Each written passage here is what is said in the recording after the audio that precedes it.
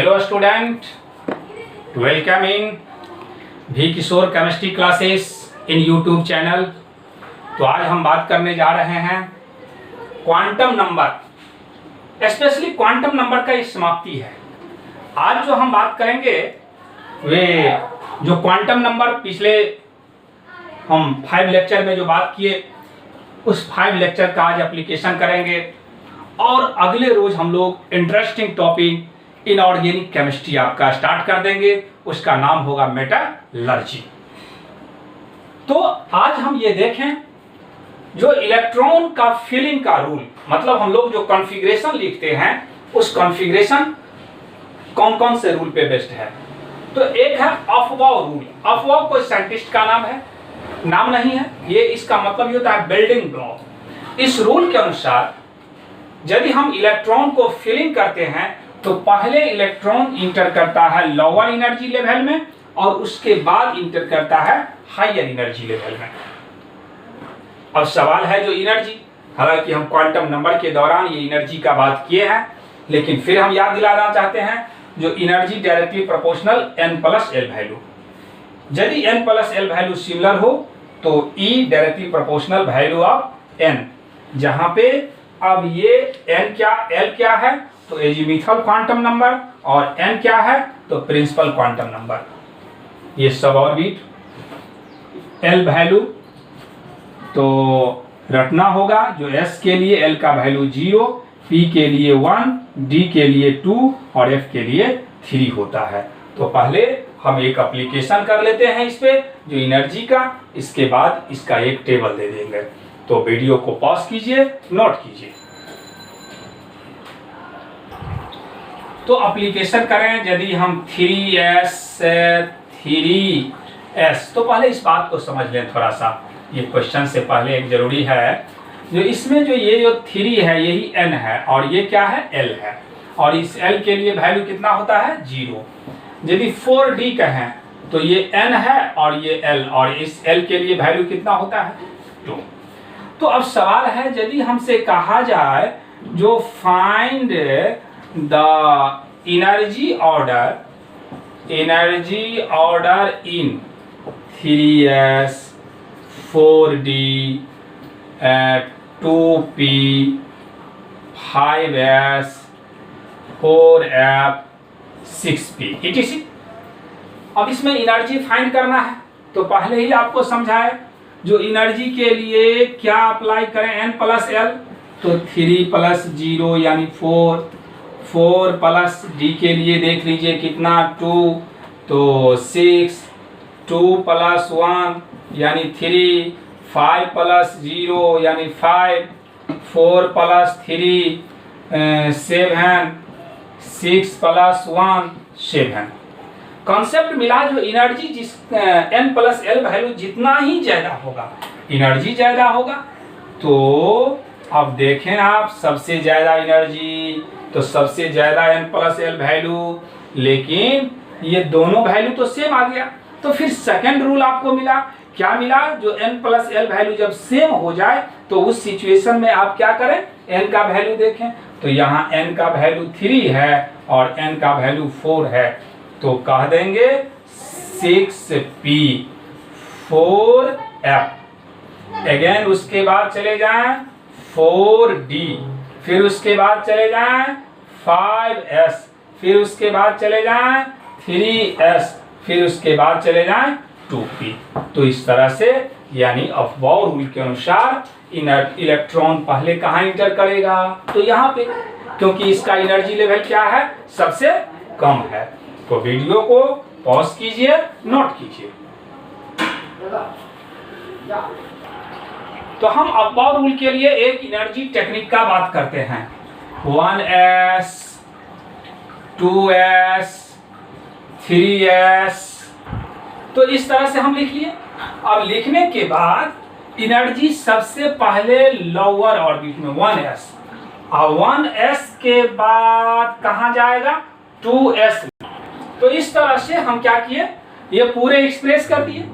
अब जो है ये electron entering order, electron entering order.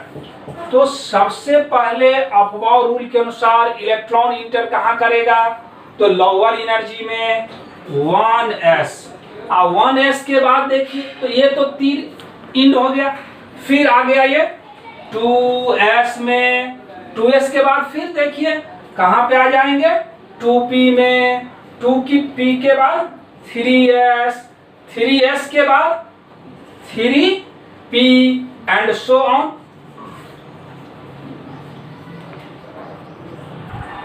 तो इस तरह से हम लोग एनर्जी डायग्राम बना लिए। जब भी हम लोग लॉन्ग कॉन्फ़िगरेशन का बात करेंगे तो इस तरह से डायग्राम बना करके ही बात करेंगे। याद होगा आपको जो एक s में मैक्सिमम कितने इलेक्ट्रॉन होगा? तो 2p में मैक्सिमम कितना इलेक्ट्रॉन होगा? तो 6। तो वीडियो को पॉज कीजिए और नोट कीजिए।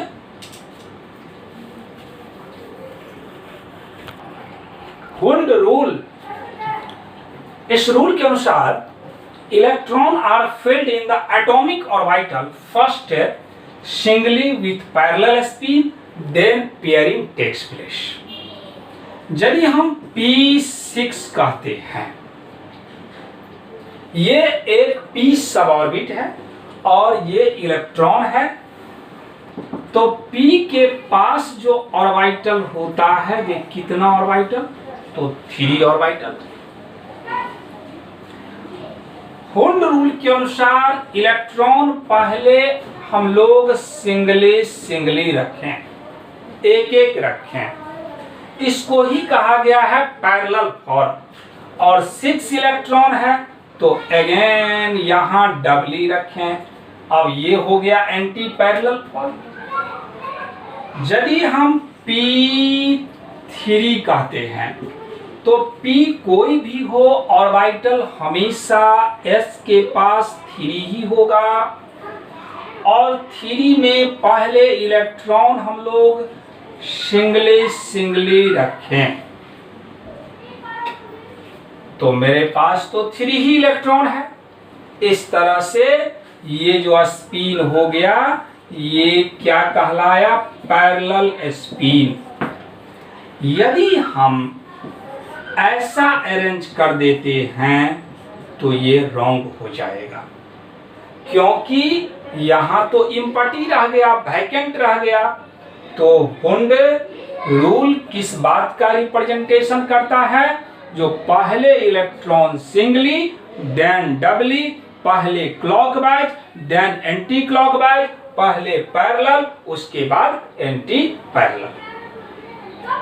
तो यदि हम यहाँ पे D6 का बात करें तो D के पास जो है वे कितने ऑर्बिटल होता है बच्चों?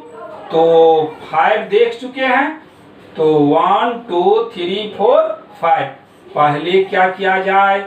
एक एक इलेक्ट्रॉन रखा जाए तो 5। अब एक जो फर्दर है हम लोग कहीं भी रख सकते हैं, तो यहाँ पे रख दिए। तो इसका मतलब ये सही है। तो समझ गए होंगे जो किस तरह से हुंड रूल के अनुसार अरेंज किया जाता है इलेक्ट्रॉन को। तो वीडियो को पॉज कीजिए और नोट कीजिए।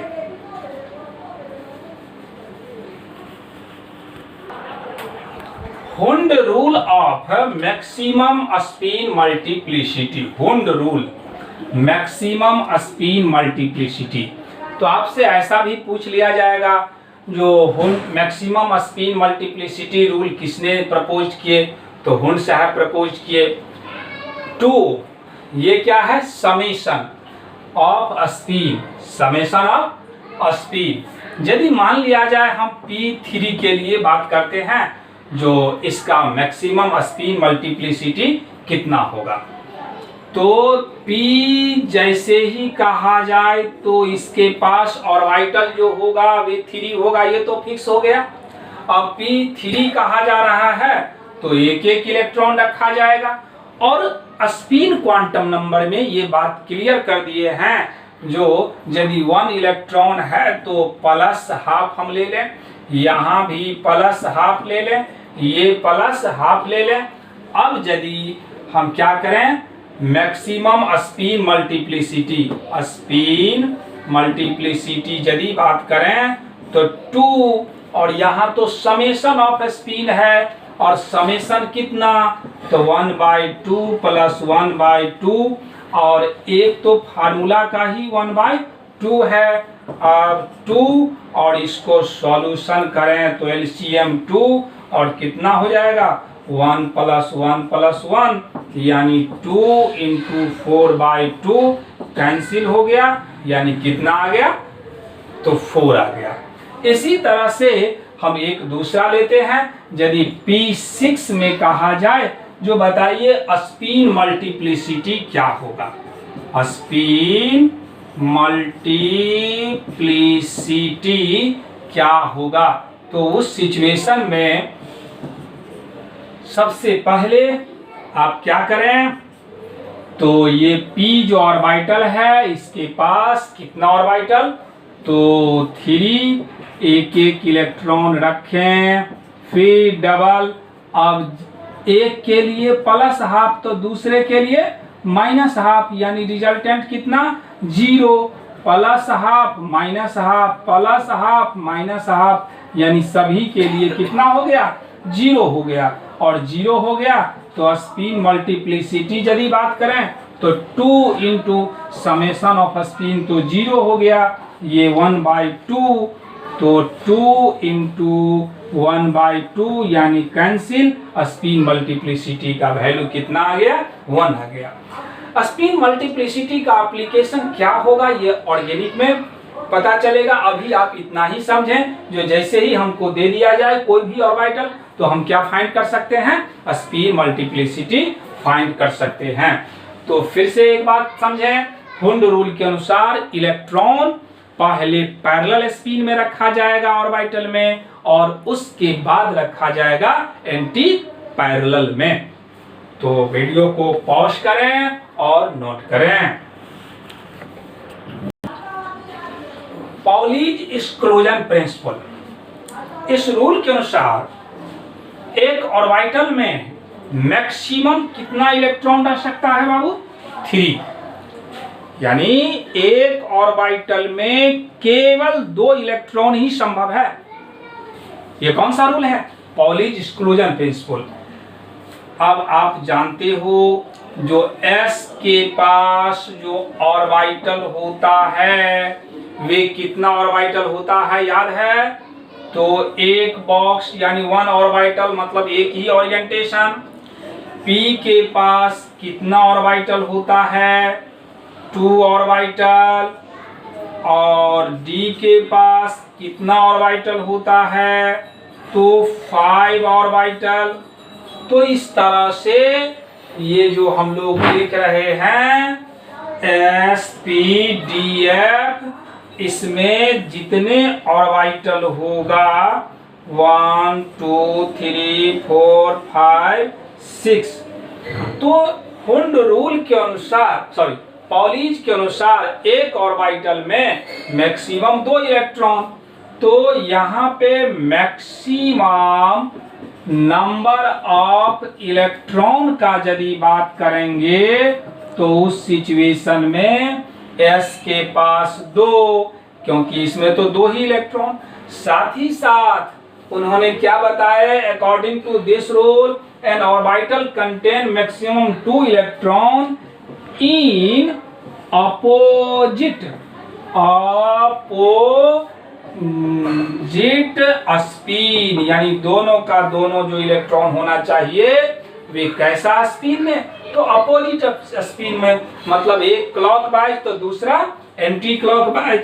तो अब बताइए P के बारे में इसी तरह से कितना, तो 6 इलेक्ट्रॉन, D के बारे में इसी तरह से कितना, तो 10 इलेक्ट्रॉन, F में कितना इलेक्ट्रॉन, तो देख लें आप 1 2 3 4 5 6 7 यानी 14 इलेक्ट्रॉन। तो ये तीनों ही रूल क्लियर हो गया। अब हम लोग कॉन्फ़िगरेशन लिखेंगे, तो वीडियो को पॉज कीजिए और नोट कीजिए। तो इस तीनों ही रूल के आधार पे कॉन्फ़िगरेशन बात करें, यदि Fe का कॉन्फ़िगरेशन फाइंड करना हो तो इलेक्ट्रॉनिक कॉन्फ़िगरेशन और electron Z equal to E, यदि कोई चार्ज ना हो तो जितना ही एटॉमिक नंबर होगा उतना ही इलेक्ट्रॉन होगा। तो इसका एटॉमिक नंबर तो 26। पहले 1s2 कहां से लिखे 1s, तो अफबाउ रूल में देखें, जो आपको एक जो दिए टेक्निक, उस टेक्निक के अनुसार 1s2, उसके बाद 2s2। s में मैक्सिमम तो 2 ही इलेक्ट्रॉन रह सकता है, चाहे कोई भी s क्यों ना हो। तो 1s2 2s2 2p6, p में ज्यादा से ज्यादा 6 electron, 2p6 3s2 3p6 4s2। देख लें अभी गिनती करके जो कितना इलेक्ट्रॉन है। तो 2 2 4 6 10 2 12 6 18 2 20, और हमको अरेंज कितना करना है बाबू 26 का। तो 4s के बाद 3d आएगा और 3d 6 हो गया। तो इस तरह से हम कॉन्फ़िगरेशन लिख सकते हैं। d के पास हम जानते हैं जो मैक्सिमम कितना इलेक्ट्रॉन होता है, तो 10, लेकिन मेरे पास है कितना, तो 6, इसीलिए हम 6 रखें। अगेन यहां से यहां तक 10 2 12 6 18 इतना न लिख करके आर्गन लिख सकते हो। आर्गन एक नोबेल गैस है और नोबेल गैस का एटॉमिक नंबर ये 18 होता है। नोबेल गैस के अंदर जो है हम लोगों को helium, neon, argon, krypton, xenon and radon, इसका एटॉमिक नंबर 2 10 18 36 54 और 86 होता है।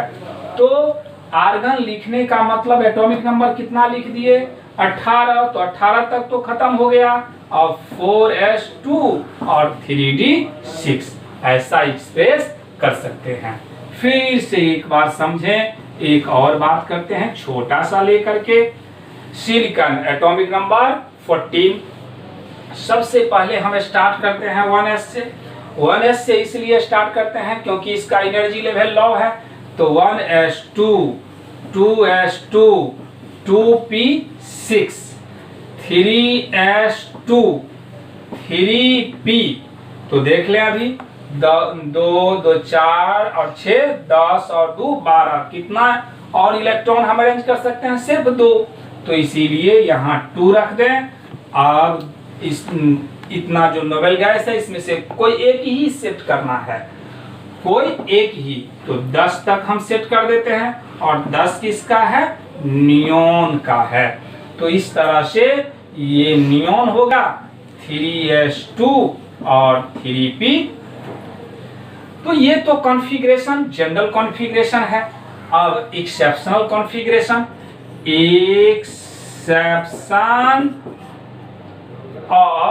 Exception to Aufbau rule. Aufbau rule का एक्सेप्शन मतलब अभी हम लोग जो अरेंज किए ये increasing order of energy level में, लेकिन कुछ ऐसा एलिमेंट है जो एक्सेप्शन है। जैसा कि हम सबसे पहला एक्सेप्शन आपको क्रोमियम ले रहे हैं, अरेंज करें 1s2 2s2 2p6 3s2 3p6 4s2 और 3d देखिए कितना होना चाहिए। तो 2 2 4 6 10 2 12 6 18 2 20 और 20 4 24 ऐसा अपवाउ रूल के अनुसार होना चाहिए। लेकिन ये क्या है, रॉन्ग, ये रॉन्ग है। क्यों रॉन्ग है, वे अलग अलग कॉन्सेप्ट है। ये जो है सो एक्सपेरिमेंटल कॉन्सेप्ट है। तो यदि अब इसका ये रॉन्ग है तो सही क्या होगा, तो 1s2 2s2 2p6 3s2 3p6 4s1 और 3d5।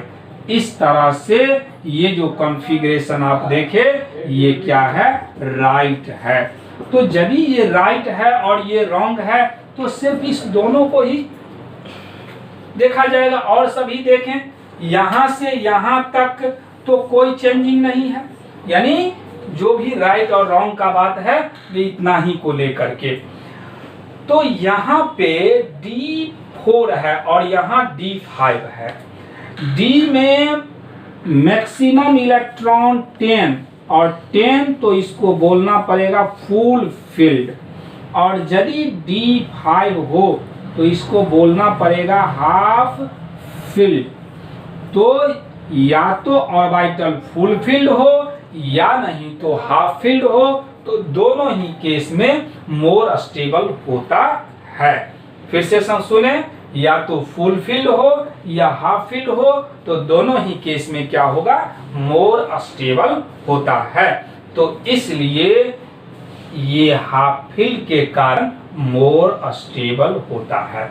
तो ये जितना भी एक्सेप्शन है ये सभी का सभी आपको रटना होगा। जो ये इतना एक्सेप्शन है अपने मन से इसमें किसी प्रकार से कोई चेंजिंग नहीं कर सकते हैं।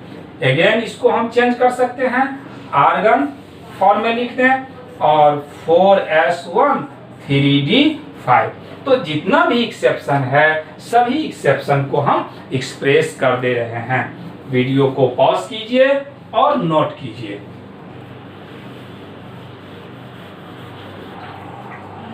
तो इतने जो आप देख रहे हैं ये सभी का सभी एक्सेप्शन है और ये आपको रटना पड़ेगा। इसमें से कुछ हम टिक कर देते हैं, जैसा कि प्लैटिनम, सिल्वर, गैडोलियम और प्लैटिनम। एक और याद रख लें, ये जो आपका 2 और 3 5 जो आपका कॉन्फ़िगरेशन है वे रटा हुआ होना चाहिए, वैसे और एक्स्ट्रा दे दिए हैं। उसमें भी सबसे इम्पोर्टेंस आपका ये है, गैडोलियम आजकल पूछा जाता है। अब हम लोग बात कर लें मैग्नेटिक मोमेंट। मैग्नेटिक मोमेंट यदि निकालना हो तो root under n into n+2, ये क्या है 2, जहां पे n क्या है तो नंबर ऑफ अनपेयर्ड इलेक्ट्रॉन।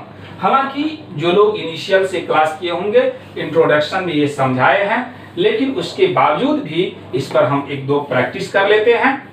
जो ये क्या है तो वीडियो को पॉज कीजिए और नोट कीजिए। हमको फाइंड करना है मैग्नेटिक मोमेंट इसमें सोडियम में। तो सबसे पहले आप सोडियम का कॉन्फ़िगरेशन लिख लें। इसका एटॉमिक नंबर होता है 11, 1s2 2s2 2p6 3s1।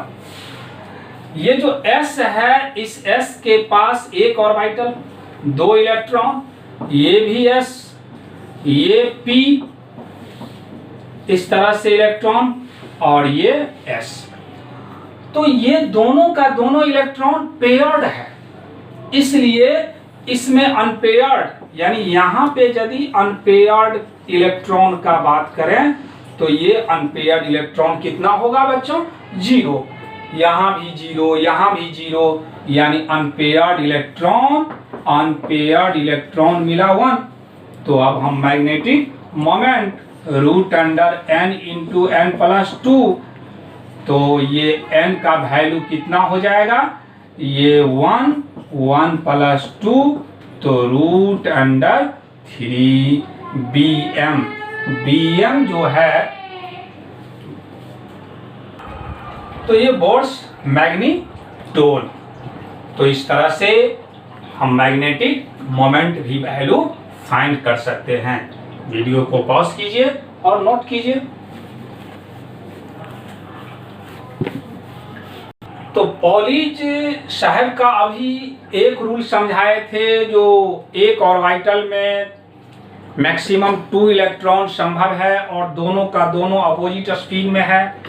एक दूसरा रूल भी पॉलीज साहब दिए हैं, जो यदि हम 2 इलेक्ट्रॉन का चारों क्वांटम नंबर लिखें तो चारों का चारों क्वांटम नंबर एक एटम में कभी भी सेम नहीं हो सकता है। यदि 3 सेम हो भी जाए लेकिन चौथा तो सेम निश्चित रूप से नहीं होगा, स्पिन क्वांटम नंबर। यहां पे यदि हम बात करें सबसे पहले क्वांटम नंबर का 2s1, ये है इलेक्ट्रॉन और ये सब ऑर्बिट और ये प्रिंसिपल क्वांटम नंबर, ये रहा हम लोगों को प्रिंसिपल क्वांटम नंबर। अब देखिए n बराबर कितना, तो 2। L एजिमुथल क्वांटम नंबर, यानी जो लोग इससे पहले वाला जो वीडियो है वो लेक्चर देखना ही पड़ेगा। L बराबर 0, M बराबर 0 और S बराबर या तो प्लस हाफ कह सकते हैं या नहीं तो माइनस हाफ, इसलिए प्लस माइनस हाफ रिप्रेजेंट करेंगे। फिर से एक बार देखो बच्चों, यदि 4D1 है और हमको चारों का चारों क्वांटम नंबर एक्सप्रेस करना है, तो n बराबर 4, L बराबर 2, M बराबर, तो M का जो वैल्यू है वे तो L पे डिपेंड करता है। -2, -1, 0, +1, +2 कोई भी हो सकता है, इसलिए पांचों का पांचों वैल्यू लिख दिए। और S बराबर प्लस माइनस हाफ। अब सवाल है जो इस लॉ को एप्लीकेशन करना, इस लॉ के बारे में समझाना। तो यदि हम 1s2 कह देते हैं तो n बराबर 1, n बराबर 1 दोनों ही इलेक्ट्रॉन के लिए, s बराबर 0, s बराबर 0, m बराबर 0, m बराबर 0, s बराबर यदि प्लस हाफ कहते हैं तो s बराबर माइनस हाफ हो जाएगा। यहाँ s बराबर प्लस हाफ तो s बराबर माइनस हाफ, यानी 3 तो सेम हो गया दोनों इलेक्ट्रॉन का, लेकिन चौथा सेम नहीं हुआ। तो इस तरह से पॉलिश साहब का जो कहना है, जो 2 इलेक्ट्रॉन का एक ही एटम में चारों क्वांटम नंबर एक्सप्रेस करें तो निश्चित रूप से एक ना एक क्या होगा, डिफर होगा। पॉज कीजिए, अब नोट कीजिए।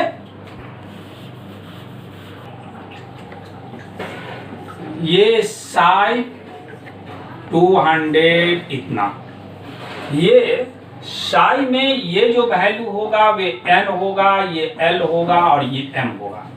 ये आपको याद रखना पड़ेगा। इसको हम लोग क्या बोलते हैं, PSI, पढ़ते क्या है, साई, और साई क्या है तो वेव फंक्शन ऑफ इलेक्ट्रॉन। ये सारी का सारी बात हम लोग कर लिए हैं पिछले वीडियो लेक्चर में, इसीलिए आप लोग पीछे वाला लेक्चर देखें। तो अब आपसे कहा जाएगा ये सही है कि गलत। तो n बराबर 2 और ये जो s है ये s, तो इस तरह से ये n s और s m पे, तो ये संभव नहीं है। क्यों? क्योंकि m का वैल्यू जो है s के अनुसार होगा तो ये तो केवल 0 संभव है, इसलिए ये गलत है। नहीं समझे? फिर से एक बार ये साई लिखे और यहाँ पे हम लिख देंगे 4 2 1, इतना लिख दिए। आपसे कहा जाएगा ये सही है कि गलत। तो सबसे पहले जो लिखा गया है वे n बराबर 4, ये याद रखना होगा, फिक्स कर दिया गया है। और l बराबर 2 और m बराबर 1। तो यदि हम 2 कहते हैं l बराबर क्या कहते हैं 2, तो m बराबर हम कह सकते हैं -2, -1, 0, +1, +2। तो इसमें तो +1 आ रहा है, तो इसका मतलब इस तरह का रिप्रेजेंटेशन सही है। फिर से एक बार देखो बच्चों, 2 1 1, पहले n बराबर 2, l बराबर, सॉरी यहां पे गलत हो गया है, यहां देखें थोड़ा, ये l बराबर जो है 2 किसके लिए, तो 2 है d के लिए, और जब 2 है d के लिए तो और m बराबर तो 1 लिखा हुआ है, तो m बराबर यदि 1 लिखा हुआ है तो हम कहेंगे l बराबर 2 4 1। फिर से देख लीजिए, इसको हम मिटा देते हैं, फिर से एक बार और देख लें आप लोग जो क्या होता है। तो देखें यहाँ ये तो फिक्स है, n बराबर हमको कितना मिला 4 और l बराबर 2, तो m बराबर 1। हमको ये प्रूफ करना है जो ये सही है कि गलत। तो हम तो जानते हैं 4 और यहाँ पे l बराबर 2, तो d हो गया। अब m बराबर जो 1 है तो d में जो है देखिए, यदि हम ये 2 लेते हैं तो -2 -1 यानी 1 तो आ रहा है, इसका मतलब 4d सही है, यानी 421 साई करेक्ट है। फिर से एक बार और देख लें अच्छा से, 2 1 1। सबसे पहले n बराबर क्लियर कर लें 2, l बराबर 1 और m बराबर 1, तो n बराबर 2 लिख लिए। l आपको पहले बताए हुए हैं, जो l बराबर 1 यदि होगा तो p होगा। फिर यदि l बराबर 1 आ गया तो m बराबर क्या क्या लिख सकते हैं, -1 0 1। 1 आ गया कि नहीं, लिख सकते हैं कि नहीं, इसलिए ये रिप्रेजेंटेशन सही है। तो बस आज ये फिनिश्ड हो गया क्वांटम नंबर। इसमें हम आपको HW दे रहे हैं, ये 1 to 62। पहले आप लोग इसको कर लेंगे, अगले रोज हम NCERT का क्वेश्चन सॉल्व कराएंगे और उसके बाद आपका स्टार्ट होगा 12th का इनऑर्गेनिक, जो कि मेटलर्जी वाला पार्ट होगा, जो सबसे इम्पोर्टेंट पार्ट होगा। तो आज ये जो है ये HW 1 to 22 बनाएंगे, और जिस सबको ये अभी व्हाट्सएप ग्रुप से लिंक नहीं किया गया है वे नंबर भेजना है, जो नंबर आपको डिस्क्रिप्शन में दिया हुआ रहता है, उस नंबर पे कॉल करें, व्हाट्सएप ग्रुप से जोड़ दिया जाएगा।